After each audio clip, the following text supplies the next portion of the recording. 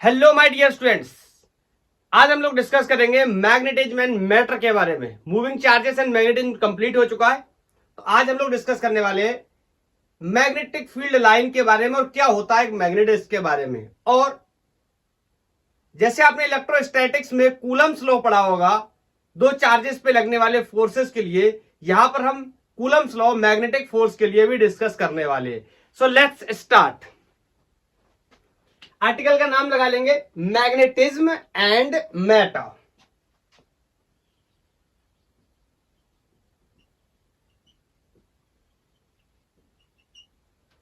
क्या होता है मैग्नेटिज्म? या सबसे पहली बात, मैग्नेट क्या होता है? तो बोला जाता है ये एक ऐसा मटेरियल है मैग्नेट जिसके पास दो प्रकार की प्रॉपर्टी होती है, एक अट्रैक्टिव प्रॉपर्टी और दूसरी डाया रिएक्टिव प्रॉपर्टी। क्या होते हैं इनके बारे में डिस्कस करना शुरू करते हैं। Magnet is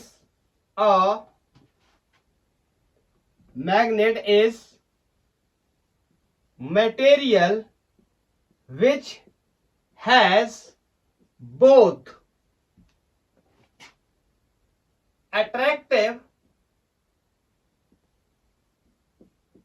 and dia or reactive properties।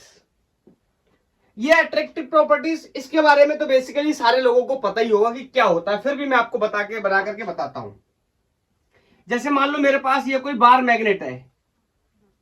क्या होता है बार मैग्नेट, थोड़ा सा डिस्कस करेंगे आगे चलकर भी, अभी यहां पर जनरली मैं बना दे रहा हूं। ये बार मैग्नेट है और इसके आसपास कुछ आयरन, निकल, कोबाल्ट के अगर पार्टिकल्स पड़े हुए हैं तो ये इनको क्या कर लेगा, इस तरीके से सबको अट्रैक्ट कर लेगा। ये पार्टिकल्स को क्या करेगा, अट्रैक्ट कर लेगा, लाइक दिस। ओके, अपनी तरफ खींच लेगा। तो जो पार्टिकल पड़े हैं उनको अट्रैक्ट कर लेना अपनी तरफ। This property is known as attractive property. दूसरा डायरिएक्टिव या डायरेक्टिव प्रॉपर्टी। ये क्या होता है सुनना, जब किसी मैग्नेट को मैं बांध करके और फ्रीली लाइक दिस, अगर मैं इसमें मान लो धागा बांध लूं और इसको मैं फ्रीली सस्पेंड करूं तो ये इस तरीके से सस्पेंड होगा। तो ये सस्पेंड हो जाएगा मैग्नेट, और ये geographical north and geographical south में ऑटोमेटिक सस्पेंड हो जाएगा। ऐसी प्रॉपर्टी को हम डायरेक्टिव प्रॉपर्टी के नाम से जानते हैं। समझना, यहां पर ये एक मैग्नेट है मेरे पास,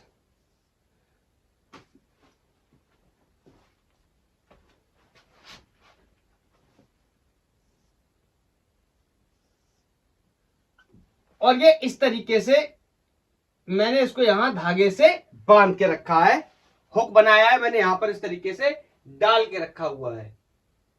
तो ये ऑटोमेटिकली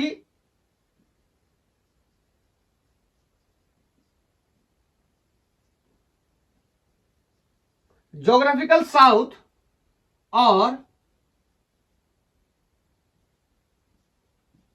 ज्योग्राफिकल नॉर्थ में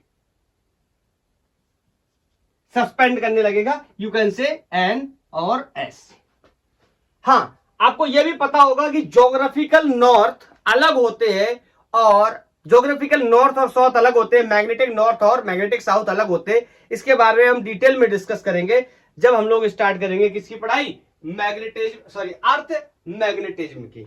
ठीक है, ये क्लियर हो गया क्या होती है डायरेक्टिव प्रॉपर्टी और क्या होती है attractive property.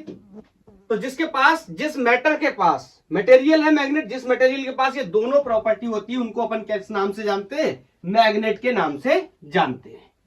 Is that clear? अब मैग्नेट के दो सोर्स होते हैं अल्टीमेट, हमारे पास किस तरीके से मैग्नेट हमें मिल सकता है। तो first of all very very natural method, बोलो वेरी वेरी नेचुरल मेथड। और क्लास 10th में आप लोगों ने मूविंग क्लास 10th में मैग्नेटिज्म में आपने ये पढ़ा होगा कि एक स्टोरी आपको बताई गई होगी कि एक चरावाहा होते थे, उनके पैरों में जो उस समय चप्पल होती थी वो उसके नीचे लोहा लगा होता था। तो मैग्नीशिया नामक आइलैंड पे घूमते थे तो उनके कुछ पार्टिकल उनकी चप्पल पे चिपक जाते थे। उसको हमने मैग्नीशिया उस आइलैंड के नाम की वजह से इसको मैग्नेट नाम दिया। मैं अल्टीमेट ये कहना चाहता हूं कि there are the two sources for the magnetism. One of them is natural sources, natural source जो हमें नेचर से प्राप्त होता है। दूसरा आर्टिफिशियल सोर्स हो सकता है, हम मैग्नेट को बना करके रेडी कर सकते हैं। एक तरीका तो आप पढ़ चुके हो, current carrying conductor behaves like a magnet. Is that clear? आप पढ़ चुके किसी कंडक्टर में अगर मैं करंट दूं तो भी क्या बन जाएगा, वो परमानेंट या टेम्परेरी किस टाइप का मैग्नेट बनेगा, उसकी बात भी इस चैप्टर में आगे चल करके करेंगे। तो मैं आपसे बोलता हूं, यहां पर बताने की कोशिश करता हूं, आर्टिफिशियल अगर मैं मैग्नेट्स की बात करूं तो कुछ कॉमन मैग्नेट है जिनको अपन जानते हैं और फ्रीक्वेंटली हमने इनको देखा हुआ है। One of them is bar magnet. Everybody knows एक मैग्नेट जिसके पास डाइपोल होते हैं नॉर्थ और साउथ, ऐसा मैग्नेट उसको हम ऐसी प्रॉपर्टी को या ऐसे मैटर को हम मैग्नेटिज्म के नाम से जानते हैं। तो इसका नाम क्या है, बार मैग्नेट। ये बार मैग्नेट है। एक तरीके से का मैग्नेट और हो सकता है, आपने देखा होगा कि जब भी हमें मैग्नेटिज्म की पढ़ाई करनी होती है तो हम क्या करते हैं, मैग्नेटिक कंपास का इस्तेमाल करते हैं डायरेक्शन पता करने के लिए। आपने ग्राफिकल जो ग्राफ वगैरह होते हैं रिप्रेजेंट करते हैं, इधर क्या है इधर क्या है, हम लोग जो यूज करते हैं उसमें क्या होता है, उसी तरीके का कॉन्सेप्ट यूज होता है। तो हम मैग्नेटिक निडल एक टाइप की, और मैग्नेटिक निडल एक और तरीके का आर्टिफिशियल मैग्नेट हो सकता है। ये कुछ इस तरीके हम इसकी ट्रेजेक्ट्री बना सकते हैं, सॉरी इस तरीके का डायग्राम बना सकते हैं। और यहां पर अपन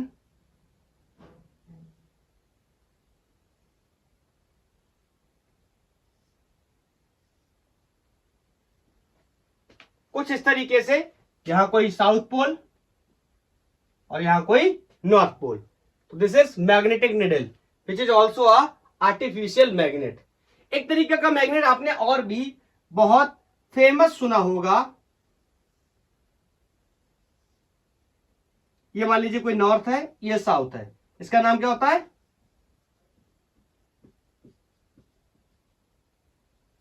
हॉर्स शू मैग्नेट।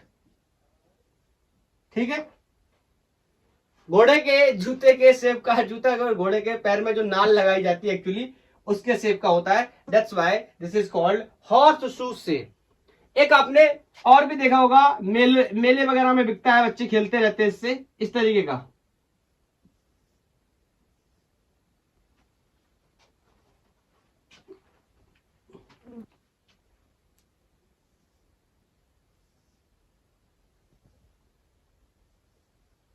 देखा, ये कोई नॉर्थ पोल, ये कोई साउथ पोल। बताओ इसका क्या नाम होता है? इसको हम बोलते हैं ball and magnet. Is that clear? बोलो। तो ये कुछ हमने फेमस टाइप के आर्टिफिशियल मैग्नेट्स देख लिए। देखो अब चैप्टर की स्टार्ट कर रहे हैं ना, तो अब यहां से मैं डायरेक्ट ये वो बड़ी बड़ी चीजें नहीं बता सकता। हमें बेसिक पहले आना चाहिए ना, फिर हम एडवांस की तरफ जाएंगे। अगर आपको आती हैं ये सारी चीजें तो आप 2x में देख लो, या आपको बिल्कुल क्लियर है तो आप क्या करो, लेक्चर को थोड़ा सा आगे बढ़ा लो और जहां पर मैग्नेटिक फील्ड लाइन की प्रॉपर्टी डिस्कस करी गई है उनको देख लो। और कूलम्स लॉ देख लो मैग्नेटिज्म के लिए। इतना ही आज के लेक्चर में मिलेगा हमें। चलो मैं कुछ बातें बताना चाहता हूं। वैसे मैं इनकी डेफिनेशन जब मैं ऑफलाइन क्लास में पढ़ाता हूं तो इनको सबको डेफिनेशन में बताता हूं ताकि हर स्टूडेंट इस बात को याद रख सके, लेकिन मैं यहां पर डेफिनेशन वगैरह ज्यादा नहीं बताऊंगा। जो जरूरी चीज है वो बता देता हूं। अगर मैं एक लाइन को इस तरीके से बना दूं जो मैग्नेट को हॉरिजॉन्टली बाइसेक्ट करे, बोलो, तो इस लाइन को अपन मैग्नेटिक एक्सिस के नाम से जानते हैं। ये बेसिक बातें याद रखेंगे। मैग्नेट के बारे में कुछ बता रहा हूं, कुछ चीजें बार मैग्नेट्स के बारे में सुनना।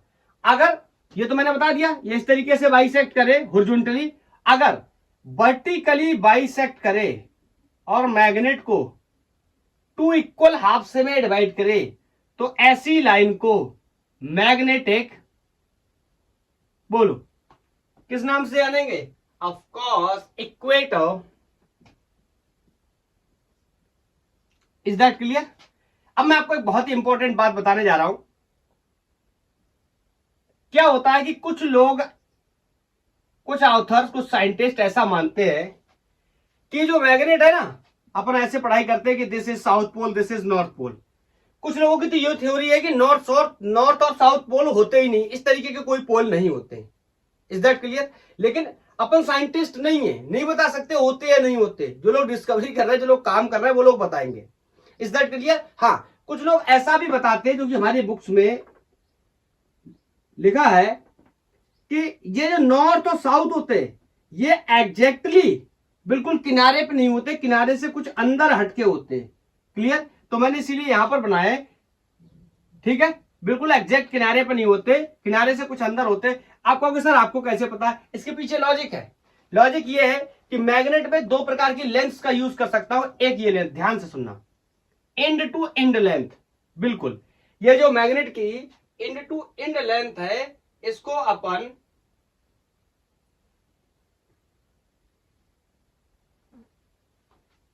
अपन जियोमेट्रिकल लेंथ के नाम से जानते हैं। Is that clear? अब मेरी बात को और ध्यान से सुनना, मैं यहां पॉइंट मार्क कर दे रहा हूं इस तरीके से। और यहां से यहां तक की डिस्टेंस, मतलब 2 पोल्स के बीच के डिस्टेंस को मैग्नेटिक डिस्टेंस के नाम से जानते हैं। अब समझ गए ना?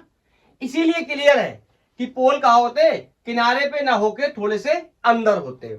Is that clear? ये छोटी छोटी बातें कुछ मैंने आपको बताई हैं, जो कि आगे चल के फ्रिक्वेंटली इन टर्म्स का यूज होगा, तो अपन क्या करेंगे, इसको ध्यान रखेंगे। Is that clear? This is all about the bar magnet, जो मैग्नेट को इस तरीके से हॉरिजॉन्टली 2 हाफ्स में बदल दे। ऐसी लाइन को मैग्नेटिक एक्सिस, जो परपेंडिकुलर बाइसेक्ट करके 2 बराबर भागों में बदल दे, इसको हम मैग्नेटिक इक्वेटर, और मैग्नेट की पूरी लेंथ को जियोमेट्रिकल लेंथ, और पोल टू पोल तक की डिस्टेंस को अपन मैग्नेटिक डिस्टेंस के नाम से जानते हैं। Is that clear? चलो, ये बेसिक मैंने बताया मैग्नेट के बारे में। अब अपन थोड़ा सा आगे बढ़ते हैं और मैग्नेटिक फील्ड लाइंस की बात करेंगे। हां, इसे लाइन ऑफ फोर्स के नाम से भी जानते हैं। क्या रीजन है, क्यों ऐसा है, समझने की कोशिश करते हैं। क्या होती है मैग्नेटिक फील्ड लाइंस, या इसी को हम लाइन ऑफ फोर्स के नाम से भी जानते हैं। मतलब एक मैग्नेट जब दूसरे मैग्नेट के कांटेक्ट में आता है, तो आपको पता है एक मैग्नेट दूसरे मैग्नेट पे फोर्स ऑफ अट्रैक्शन या फोर्स ऑफ रिपल्सन चीजें जैसी चीजें लगाता है। It means I am talking about the magnetic field. लेकिन मैग्नेटिक फील्ड से पहले भी हमें एक और चीज की डिस्कस करना चाहिए, मैग्नेटिक फील्ड लाइन के बारे में। तो क्या होता है मैग्नेटिक फील्ड लाइंस? देखो, अब असल में क्या है कि एक मैग्नेट दूसरे मैग्नेट पे फोर्स लगाता है, रिजल्ट तो हमें दिखाई देता है फोर्स का लगता हुआ, लेकिन कौन लगा रहा है we don't know about it. तो हम ऐसा मानते हैं कि मैग्नेटिक फील्ड हमारे लिए इनविजिबल है। तो ये जो मैग्नेटिक फील्ड लाइन है, this is also invisible for us, but we can feel कि इसका रिफ्लेक्स एक्शन क्या है, कि इसका रिजल्टेंट एक्शन क्या है। इसके एक्शन हमें सारे दिखाई देते हैं, लेकिन हम इसको आंखों से नहीं देख सकते मैग्नेटिक फील्ड को या मैग्नेटिक फील्ड लाइंस को। दैट्स व्हाई मैं कहूंगा ये कैसा है, इमेजिनरी कॉन्सेप्ट है मैग्नेटिक फील्ड लाइन, या इसी को लाइन ऑफ फोर्स के नाम से जानते हैं। ये कैसा है, इमेजिनरी कॉन्सेप्ट है। बोलो, इसकी डेफिनेशन कैसे लिखते हैं हम मैग्नेटिक फील्ड लाइन या लाइन ऑफ फोर्स की, तो ऐसे लिखेंगे magnetic field lines are imaginary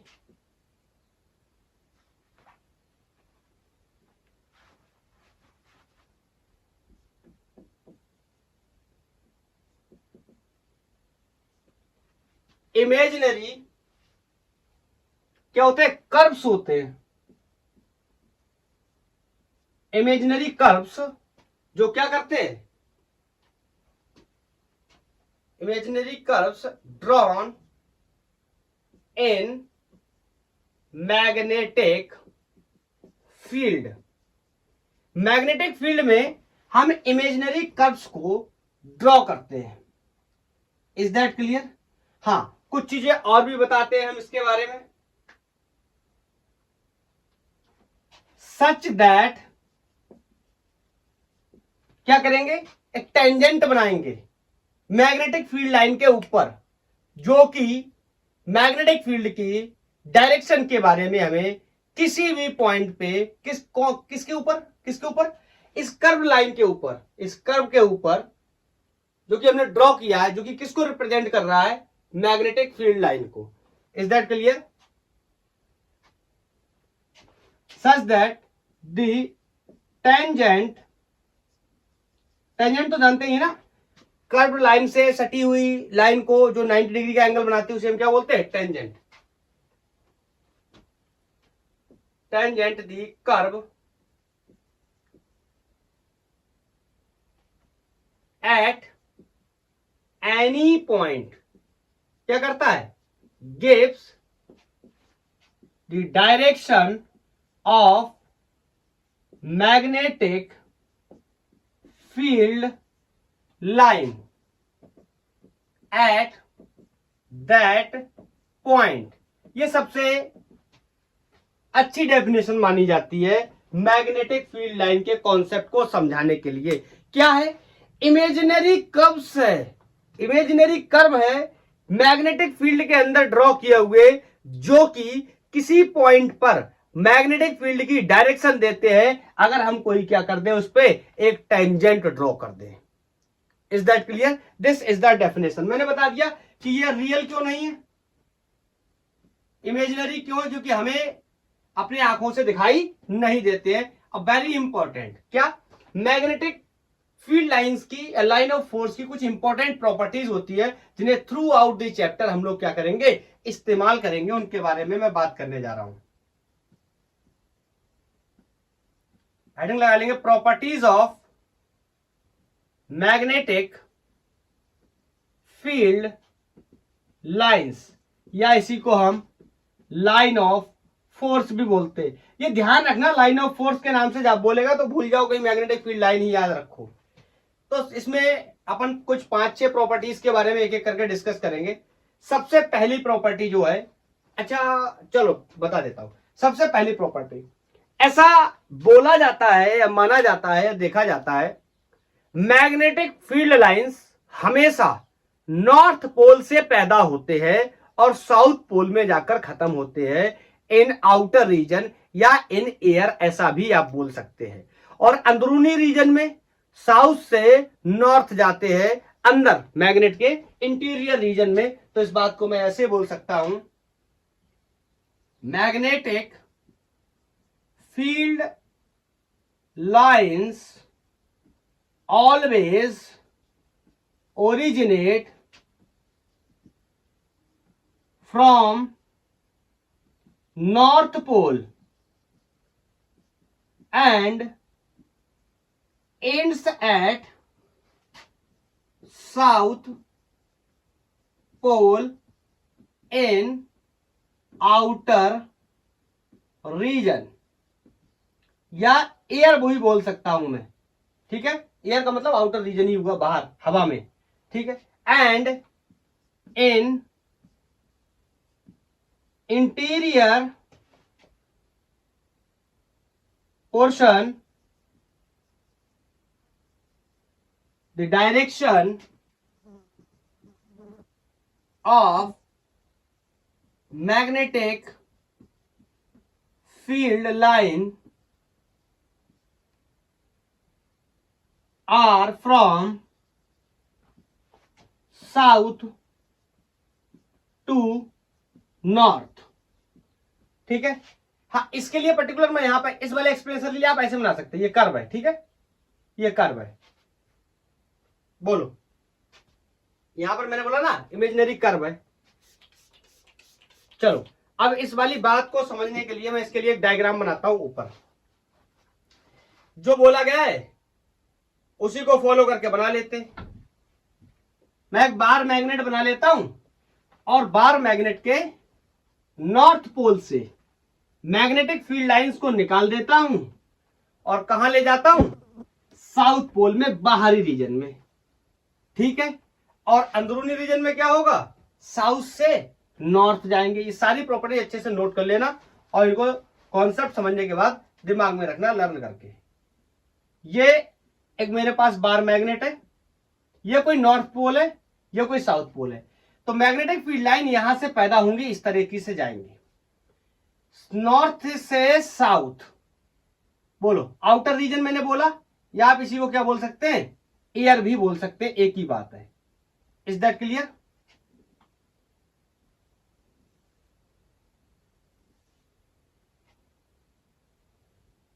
is that clear? और मैग्नेट के अंदर क्या होगा, साउथ से नॉर्थ।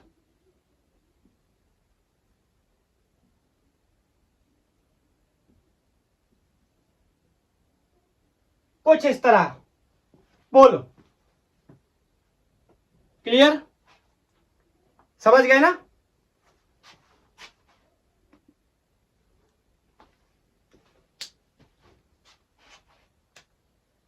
और एक और रेफरेंस हम दे सकते हैं इसके लिए। मैग्नेटिक फील्ड लाइन के दो ही रेफरेंस दे सकते हैं, या तो नॉर्थ पोल से निकलती हैं और साउथ पोल में जाती है। पहली बात, अगर नॉर्थ पोल से निकल के नहीं दिखाई दे रही कहां जा रही है, इसका मतलब हम कंसीडर करते हैं कि इन्फिनिटी पे कोई साउथ पोल रखा हुआ है, वहां जा रही है, लाइक दिस। या इसका उल्टा भी बोल सकते हैं, अगर साउथ पोल में इस तरीके से, अब ये कट नहीं करती है, यहां पर ये क्रॉस नहीं करती मैग्नेटिक फील्ड लाइन। मैं आगे चल के आपको उसका रीजन भी बताऊंगा, तो मैं ऐसे बना दे रहा हूं। डायरेक्शन समझने की कोशिश करना, अंदर की तरफ आ रही, मतलब ये मैग्नेटिक फील्ड लाइन कहीं कहां से आ रही है, इनफाइनाइट से आ रही है। इसका मतलब इन्फिनिटी पे कोई क्या रखा हुआ है, नॉर्थ पोल। इसके लिए उल्टा बोला था, इसके लिए उल्टा। यहां से निकल रही मतलब इन्फिनिटी पे जा रही, तो इन्फिनिटी पे कौन रखा, साउथ पोल। इस तरीके से आ रही है साउथ पोल में, इट मींस इन्फिनिटी पे कौन रखा हुआ है, एक north pole. Is that clear? तो ये पहली प्रॉपर्टी अपन क्या कर सकते हैं, ये क्लियर कर सकते हैं।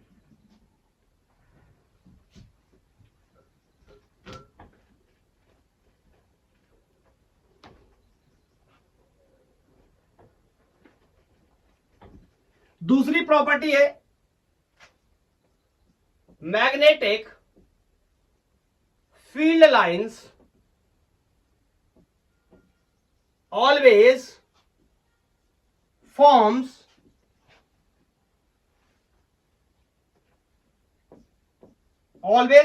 Close loop.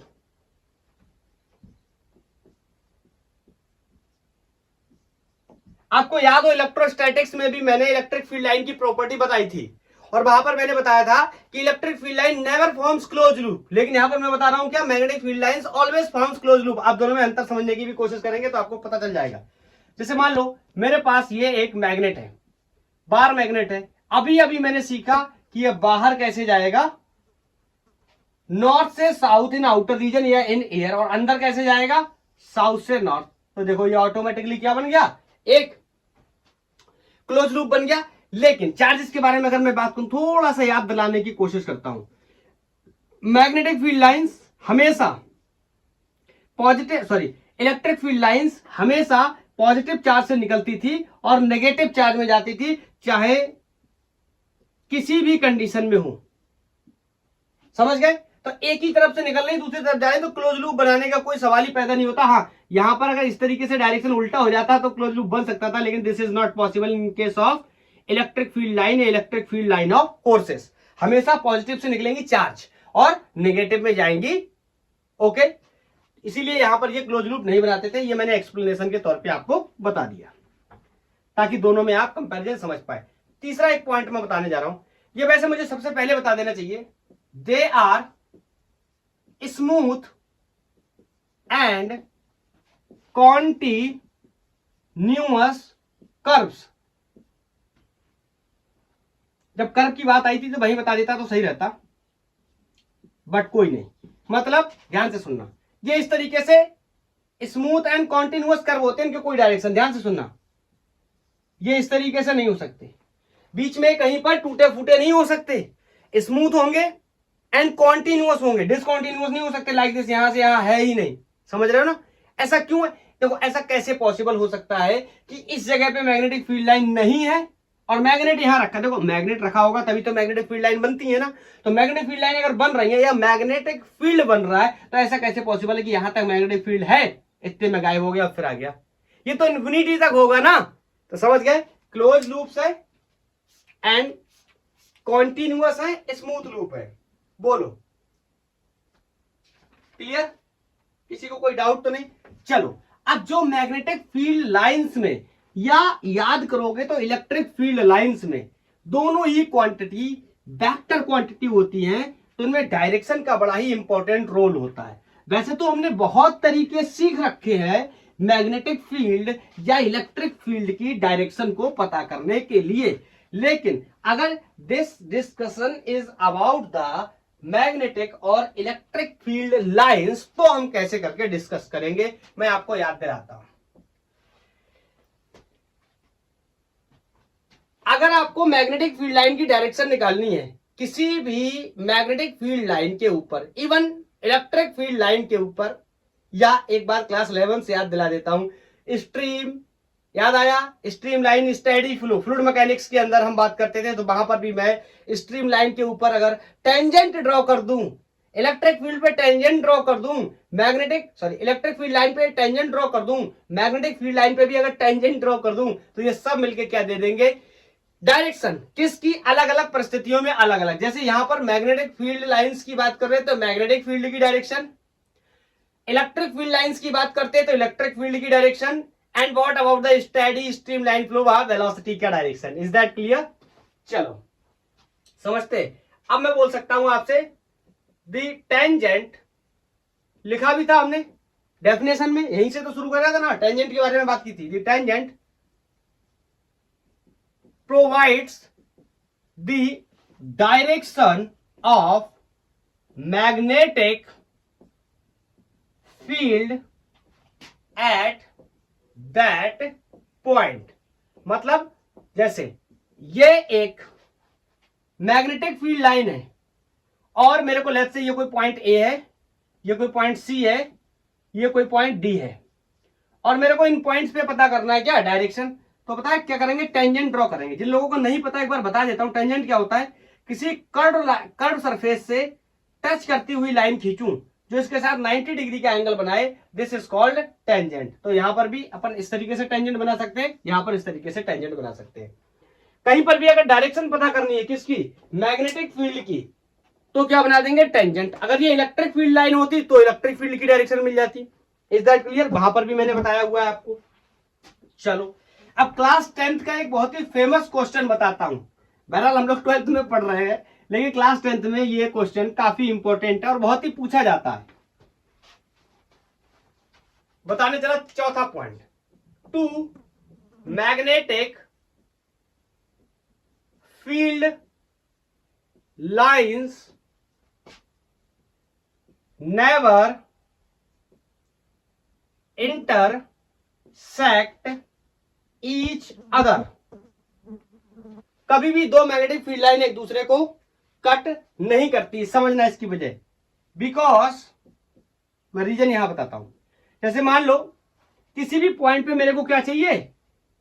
मैग्नेटिक फील्ड का डायरेक्शन मान लो इस पॉइंट पे चाहिए, और ये कैंसिल कर गई, सॉरी कैंसिल नहीं, क्या बोलेंगे, इंटरसेक्ट कर गई, क्रॉस कर गई इस पॉइंट पे। अब बताओ इस पॉइंट पे अगर मैं मैग्नेटिक फील्ड का डायरेक्शन देखने आऊंगा तो डायरेक्शन के लिए क्या करते थे अपन? टेंजेंट बनाते थे, अभी अभी बनाया था। तो यहां पर तो दो टेंजेंट बन जाएंगे। क्यों? एक टेंजेंट, ध्यान से देखना, ये वाला इस वाली लाइन के लिए, इस वाली फील्ड लाइन के लिए एक टेंजेंट ये बन गया। तो बोलो एक पर्टिकुलर पॉइंट पे मैग्नेटिक फील्ड की कितनी डायरेक्शन हो गई? 2 direction, which is never possible. किसी एक पॉइंट पर मैग्नेटिक फील्ड की सिंगल डायरेक्शन ही पॉसिबल है। याद आया? इलेक्ट्रोस्टैट्स में भी मैंने आपको ऐसे बताया था इलेक्ट्रिक फील्ड लाइंस के बारे में। 2 magnetic field line never intersect each other because at the point of intersection there will be 2 direction which is never possible। समझ गए? किसी एक जगह पे मैग्नेटिक फील्ड लाइन की 2 डायरेक्शन कभी भी पॉसिबल नहीं है, इसलिए कभी भी 2 मैग्नेटिक फील्ड लाइन या इलेक्ट्रिक फील्ड लाइन एक दूसरे को इंटरसेक्ट नहीं कर सकते।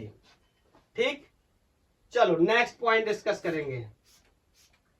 अच्छा, एक सवाल और नेक्स्ट पॉइंट के लिए आपसे, यूनिफॉर्म इलेक्ट्रिक फील्ड या यूनिफॉर्म मैग्नेटिक फील्ड के रिगार्डिंग अगर फील्ड लाइन से जज करना हो तो हम कैसे करेंगे कि फील्ड लाइन को देखो और बताओ। वैसे तो हमको पता है अगर हमें जज करना हो तो बोलो, अगर B इक्वल टू 5 टेस्ला या electric field equal to 5 newton per coulomb है, इट मींस ये एक मैथमेटिकल नंबर है, कितना? 5, जो कि क्या है? कांस्टेंट है, चेंज नहीं हो रहा। अगर टाइम के साथ साथ चेंज नहीं हो रहा, इट मींस ये कैसा है? यूनिफॉर्म या फिर कांस्टेंट है। लेकिन कैसे डिसाइड करेंगे मैग्नेटिक फील्ड लाइंस को देख करके? तो ये बात हम डिस्कस करने चले 5वें पॉइंट में। अगर आपको पहचानना है तो आप देखिए, parallel, straight and equigap field lines represent uniform magnetic field. Is that clear? बोलो। तो बनाते हैं इसका पिक्चर, समझने की कोशिश करते हैं। ये इस तरीके से पैरेलल, स्ट्रेट एंड इक्विगैप। अब यहां पर गैप अगर कम ज्यादा हो भी गया हो तो मैं यहां मेंशन कर दे रहा हूं कि सबके बीच में गैप कितना है? स्मॉल डी है। पैरेलल स्ट्रेट है तो इसको मैं बोल सकता हूं ये कैसा है? यूनिफॉर्म मैग्नेटिक फील्ड को रिप्रेजेंट कर रही हैं, बता रही हैं इस तरीके की फील्ड लाइंस। अगर इस तरीके की फील्ड लाइंस बनी होंगी, इट मींस ये कैसी है? Uniform field line, parallel, straight and equigap. अब पैरेलल का मतलब तो बताने की जरूरत है नहीं कि दोनों के बीच में एंगल कितना होना चाहिए? ऑफ कोर्स 0 डिग्री का। बोलो, क्या समझ पाए? इस पॉइंट को भी समझ लिया? चलो, बहुत अच्छा है। अब इसको समझ लिया, एक सवाल और हो सकता है कि मैग्नेटिक फील्ड की वैल्यू कहां ज्यादा होगी, कहां कम होगी। इस बात को समझने के लिए हमने बहुत सारी पढ़ाई कर रखी है, बहुत सारे एक्सप्रेशन हमको आते हैं, हम निकाल सकते हैं, बट उनकी जरूरत हमें यहां पर नहीं है, क्योंकि क्वेश्चन इज नॉट कि हम कैसे कैलकुलेट करेंगे। क्वेश्चन इज कि मैग्नेटिक फील्ड लाइंस को देख करके हम कैसे पता करेंगे कि किस जगह पर मैग्नेटिक फील्ड की वैल्यू कम है और किस जगह पर मैग्नेटिक फील्ड की वैल्यू ज्यादा है। तो इस बात को डिस्कस करने के लिए हम लोग पॉइंट नंबर कोई 6 या 7 जो भी होगा मैं यहां डिस्कस करने जा रहा हूं। यहां पे मैं बोल सकता हूं रिलेटिव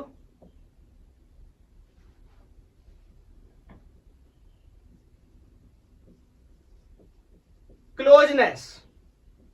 मतलब पहले मैं यहां पर पिक्चर बना के आपको बताता हूं। इस तरीके से ये फील्ड लाइन बनी हुई है, लेफ्ट से ये 2 फील्ड लाइंस बनी हुई हैं। यहां पर मैंने 3 पॉइंट मार्क कर दिए, एक पॉइंट ये, एक पॉइंट ये, एक पॉइंट ये।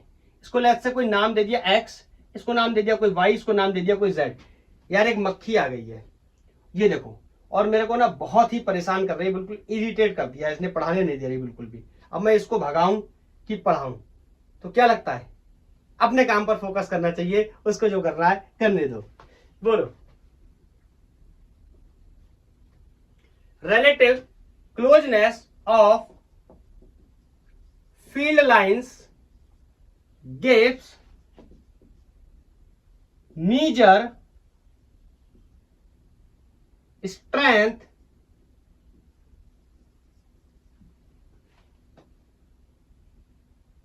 of magnetic field। इसको कैरी करते हुए आगे एक पॉइंट और लिखना चाहता हूं इसी में, which is maximum at, यार चली जा क्यों परेशान कर रही है, और मैं हत्या के मूड में बिल्कुल भी नहीं हूं बिल्कुल भी नहीं ना। चलो समझने की कोशिश करते हैं। वैसे तो मैग्नेटिक फील्ड लाइन या मैग्नेटिक फील्ड के कॉन्सेप्ट को समझे तो आपको पता है magnetic field inversely proportional to R square होता है। आप एक्सप्रेशन से जाके चेक कर सकते हैं, whether it is Biot Savart law से भी देख सकते हैं, B equal to mu naught I upon 4 pi ideal sine theta upon are square, या फिर यहां पर भी हम समझ सकते हैं इस कॉन्सेप्ट को जो मैंने लिखा है इसकी लैंग्वेज को। Relative closeness of field lines gives measure strength of magnetic field line, मतलब जितनी ज्यादा क्लोजनेस होगी किसके बीच में, दो मैग्नेटिक फील्ड लाइंस के बीच में, मैग्नेटिक फील्ड की वैल्यू उतनी ही ज्यादा स्ट्रांग होगी। Is that clear? तो आप चाहो तो ऐसे समझ सकते हो या इस एक्सप्रेशन का भी इस्तेमाल कर सकते हो। तो मैं आपसे पूछूं magnetic field at X, at Y and Z क्या क्या ऑर्डर हो सकता है, तो आप बोलोगे magnetic field at X will be greater, चाहे तो यहां से समझ ले इसका सेपरेशन क्या है कम, तो फील्ड की वैल्यू क्या होगी ज्यादा, या फिर यहां से समझ ले एक ही बात है, क्लोजनेस रिलेटिव क्लोजनेस यहां क्या है ज्यादा, यहां क्या है उससे कम, यहां क्या है सबसे कम। तो I can say magnetic field at the point Y and magnetic field at the point z is less than to the magnetic field at the point x and y। तो बताओ सबसे कम z पे है, समझ गए क्यों, सबसे कम सबसे ज्यादा x पे है, समझ गए क्यों, ये दिख रहा है ना कैमरे में, ये दिख रहा है ये पॉइंट x, बोलो छोटे ज्यादा छोटे तो नहीं दिख रहा है, ये पॉइंट y और ये point z। Is that clear? हाँ, मैंने इसमें एक लाइन और ऐड करी हुई है, लिखा है विच इज मैक्सिमम एट पोल, सबको पता है। मैं यहां पर दोबारा से एक पिक्चर बनाता हूं इस चीज को एक्सप्लेन करने के लिए। बताओ ये क्या है, एक मैग्नेट है। Is that clear? और आपको पता है मैग्नेटिक फील्ड लाइन ऐसे निकलेंगी, ऐसे निकलेंगी, बोलो ये कटवट कर गई, आपको पता करती नहीं है। तो बताओ मैग्नेटिक फील्ड लाइन की सबसे ज्यादा स्ट्रेंथ कहां है, पोल पे। क्यों? क्योंकि मैग्नेटिक फील्ड लाइन की डेंसिटी सबसे ज्यादा कहां है, पोल पे। या और साधारण शब्दों में समझूं तो सबसे ज्यादा मैग्नेटिक फील्ड लाइन का नंबर कहां है, पोल पे, इधर नॉर्थ और साउथ पोल। तो बताओ यहां पर पोल लाइन यहां पर फील्ड लाइन की डेंसिटी सबसे ज्यादा, या नंबर ऑफ फील्ड लाइन सबसे ज्यादा, या फिर दो फील्ड लाइंस के बीच में रिलेटिव डिस्टेंस सबसे कम। रिलेटिव डिस्टेंस नहीं बोलना चाहिए, ये बहुत ही सीरियस वर्ड मैंने बोल दिया, ऐसा बोलना नहीं चाहिए। रिलेटिव डिस्टेंस बहुत गहरी बात हो गई, रिलेटिव क्लोजनेस बोलेंगे तो ज्यादा अच्छा रहेगा। ठीक है, समझ गए, बोलो क्लियर? तो इस तरीके से बेचारा मैग्नेटिक फील्ड लाइन का कॉन्सेप्ट समाप्त होता हुआ। अब हम डिस्कस करने जा रहे हैं कूलम्स लॉ को। सर कूलम्स लॉ की पढ़ाई तो मैंने कर ली है, कोई बात नहीं, वो मैग्नेटिज्म का नहीं, इलेक्ट्रोस्टैटिक्स में पढ़ा था आपने, आज मैग्नेटिज्म में भी पढ़ेंगे, वो अलग बात है। बिल्कुल उसी की हेल्प लेंगे और उसी की तरह पढ़ करके अपना काम कर लेंगे, और उससे रिलेटेड मैं 2 क्वेश्चन करवाऊंगा, फिर अपन इस लेक्चर को टाटा एंड बाय बाय बोल देंगे। Is that clear? चलो हेडिंग लगा लो, कूलम्स लॉ फॉर मैग्नेटिज्म।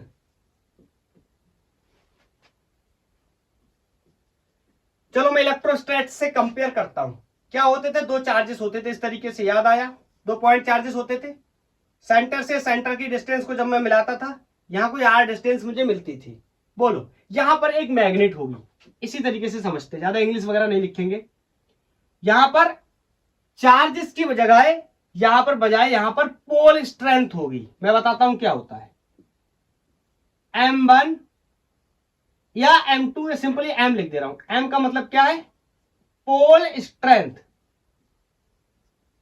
मतलब पावर, मैग्नेटिक पावर की बात कर सकते हैं। ठीक है, हम क्या पढ़ते थे, 2 चार्जेस के बीच के डिस्टेंस के, 2 चार्जेस के दो पॉइंट चार्जेस के सेंटर से सेंटर तक की डिस्टेंस को अपन आर बोलते थे। यहां पर दो जो मैग्नेट जो एक मैग्नेट दिया है, इस एक मैग्नेट के कितने पोल होते हैं? दो पोल। आपको पता है मैग्नेट का मोनोपोल एग्जिस्ट नहीं करता, क्लास 10 से भी पढ़ते चले आ रहे हैं।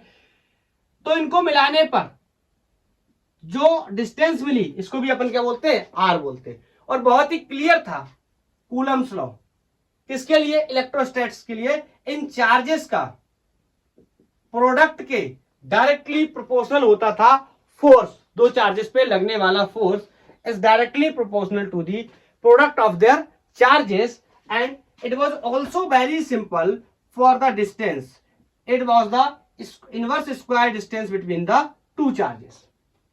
Clear? Force is inversely proportional to R square. अब मैं इन दोनों को जब कंबाइंड करता था तो this situation is like this, Q1 Q2 upon are square. बिल्कुल यहां पर भी ऐसा है। मैग्नेटिक फोर्स, दो पोल्स पर लगने वाला मैग्नेटिक फोर्स उन दोनों के पोल स्ट्रेंथ के प्रोडक्ट के डायरेक्टली प्रोपोर्शनल होगा और दोनों के पोल्स के बीच का डिस्टेंस के इनवर्स स्क्वायर के प्रोपोर्शनल होगा। अगर मैं इनको कंबाइन कर दूं, this will like m1 m2 upon are square. Is that clear? हां, यहां पर एक चीज का मुझे ध्यान रखना होगा, दोनों ही कंडीशन में प्रोपोर्शनलिटी हटाने पे अलग अलग कांस्टेंट आएंगे। इलेक्ट्रोस्टैट्स का जो कांस्टेंट होता था 1/4 pi epsilon naught Q1 Q2 upon are square. Electrostatics का जो कांस्टेंट होता था उसकी वैल्यू कितनी होती थी? 1/4 पाई एप्सिलॉन नॉट। ये हो गई value of force in newton. Direction हम डिसाइड कर सकते हैं, मैंने आपको बताया हुआ कैसे डिसाइड करते। बताओ, यहां पर हटाऊंगा प्रोपोर्शनलिटी तो यहां पर आने वाला है कौन? मैग्नेटिज्म का कांस्टेंट, एंड इसकी वैल्यू कितनी होती है? μ0/4 pi m1 m2 upon are square. ये फोर्स आ गया इन न्यूटन्स। डायरेक्शन भी डिसाइड कर लेंगे। Is that clear? तो क्या आप समझ पाए कि मैग्नेटिज्म में किस तरीके से इस्तेमाल करूंगा मैं न्यूटन के कूलम्स के लॉ को? इसकी न्यूमेरिकल वैल्यू मैं यहां नोट कर देता हूं। 1/4 पाई एप्सिलॉन नॉट की वैल्यू पहले पता होनी चाहिए सबको, बहुत आगे आ चुके हम लोग। 9 × 10⁹ एंड μ0/4 पाई की वैल्यू 10⁻⁻7 होती है। यूनिट्स को मैंने अभी इग्नोर कर दिया, आप चाहो तो यूनिट भी मेंशन कर सकते हो। Is that clear? तो this is the Coulomb's law for magnetism. एक मैग्नेट के दो पोल के बीच कितना फोर्स लग सकता है? इतना फोर्स लग सकता है। Is that clear? चलो इससे रिलेटेड एक दो सवाल कर लेते हैं। एक सेकंड का टाइम मैं दे दे रहा हूं, जिनको एसएस लेना है एसएस ले ले, नोट करना है नोट कर ले।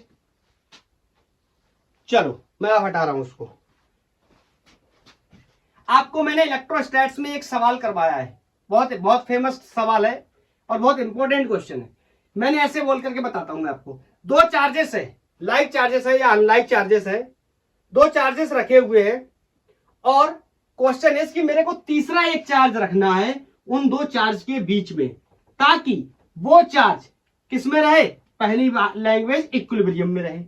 या फिर मैं बोल दूं कि उस पे उसके ऊपर लगने वाला नेट फोर्स क्या हो? 0 हो। दोनों एक ही बात है। तो उसी से रिलेटेड एक क्वेश्चन मैं यहां पर लेना चाहता हूं मैग्नेटिज्म के कॉन्सेप्ट में। And question number 1 is two similar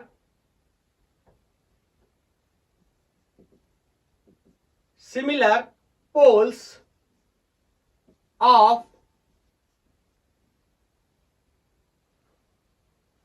of pole strength, शायद दिख नहीं रहा होगा, थोड़ा सा ज्यादा पानी गिर गया।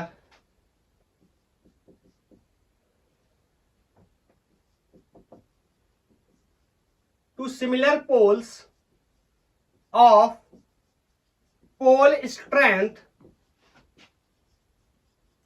आर 1:2। मतलब इसको चाहो कोई आप m मान लो तो इसको 2m मान लो। ओके, 1:2 का क्या है? Pole strength. Two similar poles of pole strength, ऐसे होना चाहिए था 1:2 आर बाद में। Is that clear? Are placed 1 metre apart, इन दोनों को मैंने 1 मीटर अपार्ट रखा हुआ है। अब सुनना यहीं से, फाइंड द पॉइंट, एक पॉइंट पता करना है जहां पर मैं क्या रखने जा रहा हूं, यूनिट पोल रखने जा रहा हूं, जो कि क्या करे, कोई फोर्स एक्सपीरियंस ना करे, पहली बात, नेट फोर्स जीरो हो, दूसरी बात इक्विलिब्रियम में हो, तीसरी बात, तीनों बातें एक ही बात है। तो मैं यहां पर बोलने जा रहा हूं, find the point where unit pole does not experience any force. Is that clear? तो मैंने यहां पर बना लिया। देखो यूनिट पोल का मतलब टेस्ट चार्ज की जैसा है, बिल्कुल जैसे इलेक्ट्रोस्टैटिक्स में हम लोग टेस्ट चार्ज को लेते थे, याद है, वैसे ही यहां पर हम यूनिट पोल को लेने वाले हैं। तो बोलो, इसको मान ले रहा हूं कोई पोल स्ट्रेंथ इसकी m कर ले रहा हूं, और इसकी पोल स्ट्रेंथ कितनी कर ले रहा हूं, 2m, 1:2 दे रखा है, तो इसको m कर लिया, इसको 2m कर लिया, और दोनों के बीच का सेपरेशन मैंने मान लिया कितना, r, which is given 1 metre. Is that clear? अब मेरे से कह रहा है तीसरा पोल या यूनिट पोल मैं कहां रखूं जो कि फोर्स एक्सपीरियंस ना करे। मैंने इसका कॉन्सेप्ट आपको इलेक्ट्रोस्टैट्स में बहुत डिटेल में बताया हुआ है। अगर आप पूरे कॉन्सेप्ट को देखना चाहते हैं और फुल्ली कॉन्सेप्ट समझना चाहते हैं तो आप इलेक्ट्रोस्टैटिक्स में जाकर के चेक कर सकते हैं, वहां पढ़ाई कर सकते हैं। लेकिन मैं यहां पर आपको शॉर्ट में बताने वाला हूं, कहां पर रखेंगे, near to the smaller charge बोलता था मैं इलेक्ट्रोस्टैट्स में, यहां पर near to the smaller pole strength, जिसकी पोल स्ट्रेंथ कम होगी, यहां पर मान लो मैंने कोई क्या रख दिया, m0, एक यूनिट पोल रख दिया। Is that clear? और इसकी डिस्टेंस कहां से ली है, छोटे वाले पोल से x, तो बोलो इधर से कितनी बची, 1 minus x।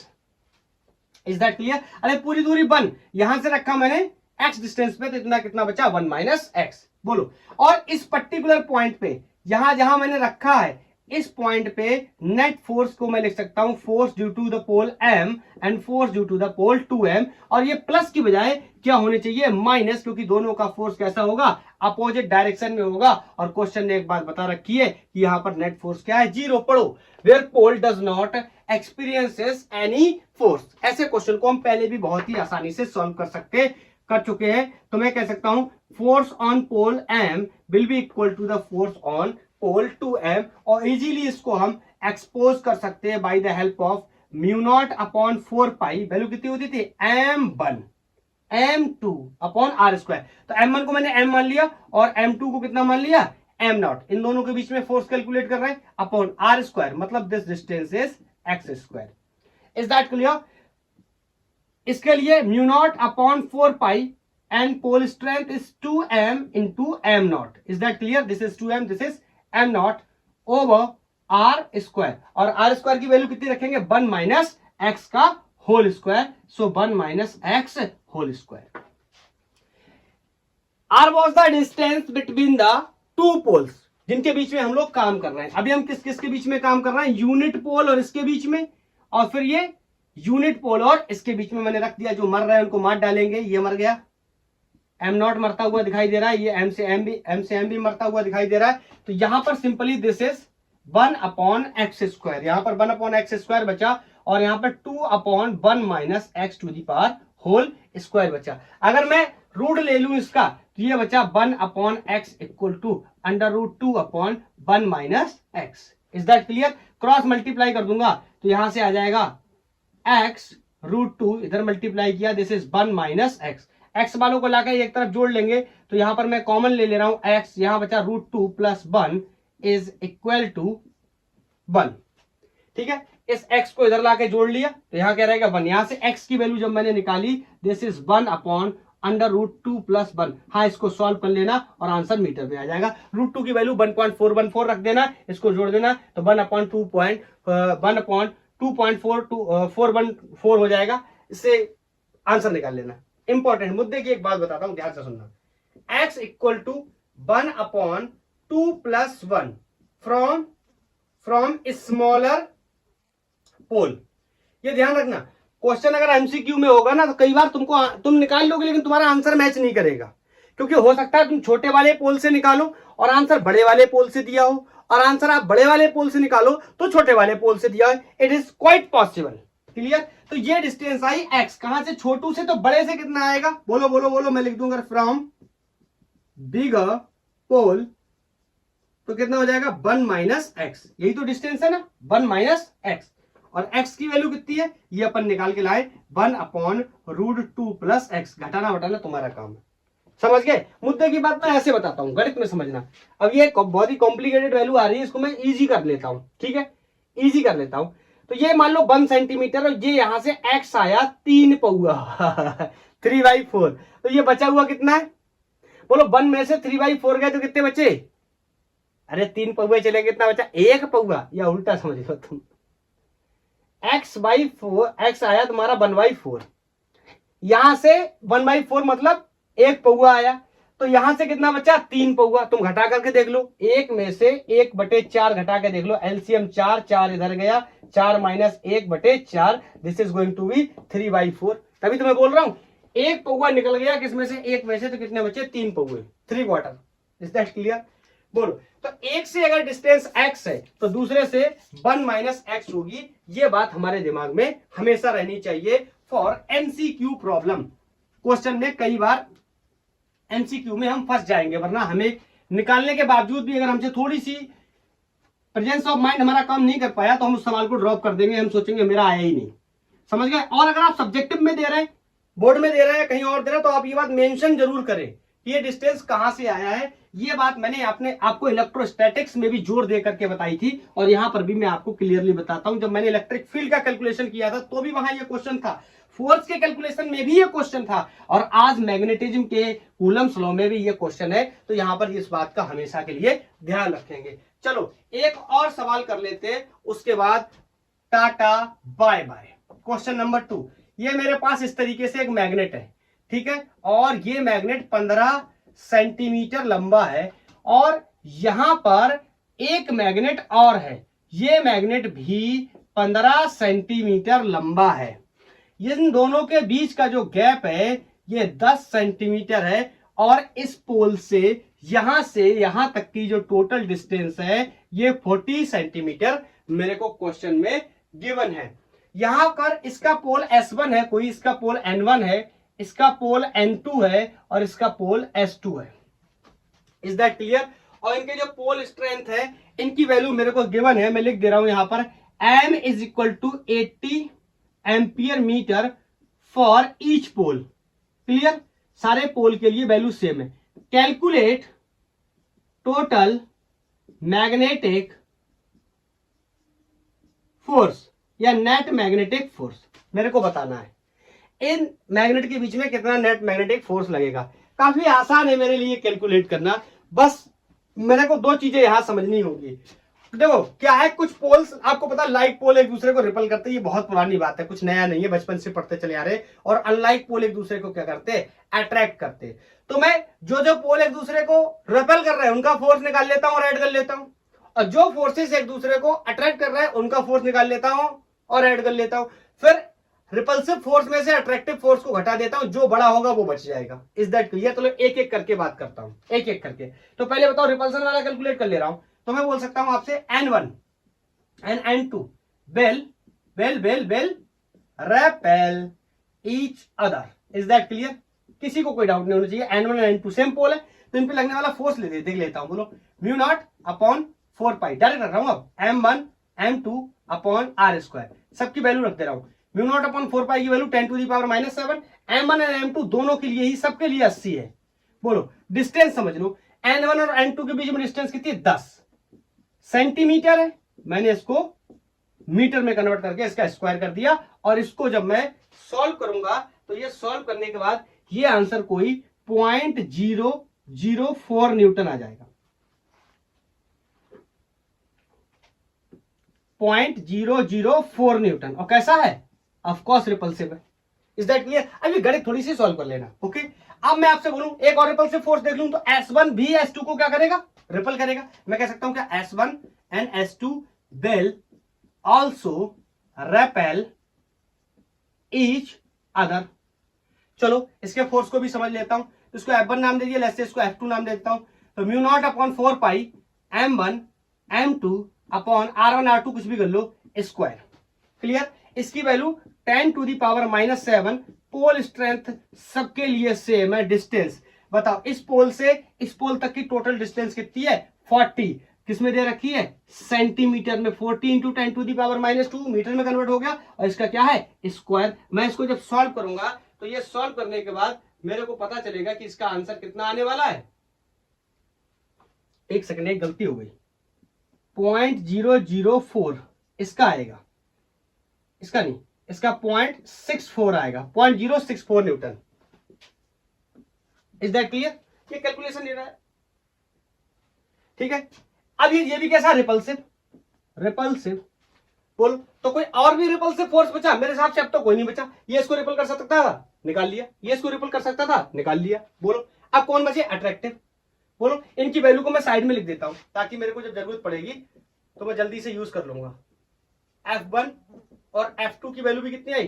0.004 Newton. End of course दोनों कैसे हैं? रिपल्सिव फोर्स है। बोलो अब निकाल लेता हूं अट्रैक्टिव। बोलो कौन कौन किसको अट्रैक्ट करेगा? दिखाई दे रहा है S1 N2। इसको मत कहना इसको करेगा, अरे वो तो अंदर है उसके, समझ गए ना? तो मैं कह सकता हूं क्या? S1 and N2 will attract each other। कितने फोर्स है? जल्दी से कैलकुलेट करते।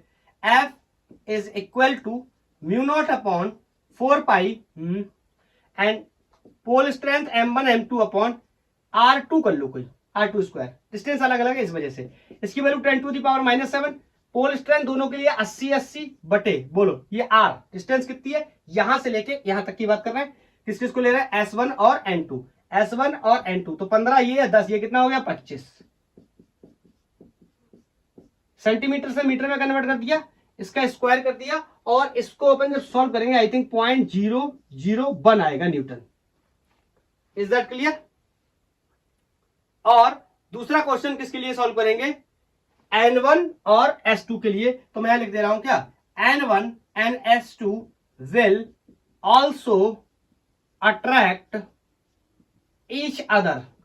और उनका जो मैग्नीट्यूड है μ0 अपॉन 4 पाई m1 m2 r4 square 10⁻⁻7 80 upon 25 into 10⁻⁻2 का स्क्वायर। ये डिस्टेंस भी सेम है, देखो ये N1 है और ये S2, तो ये 15 और 10 25, फिर से सेम। इसका मतलब फोर्स की वैल्यू भी कितनी आने वाली है? 0.001 न्यूटन। कैसी है? अट्रैक्टिव।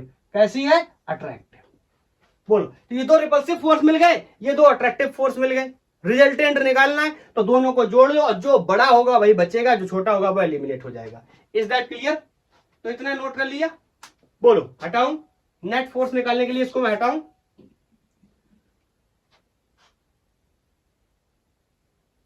एक जीरो ज्यादा लग गया, ये 0.1।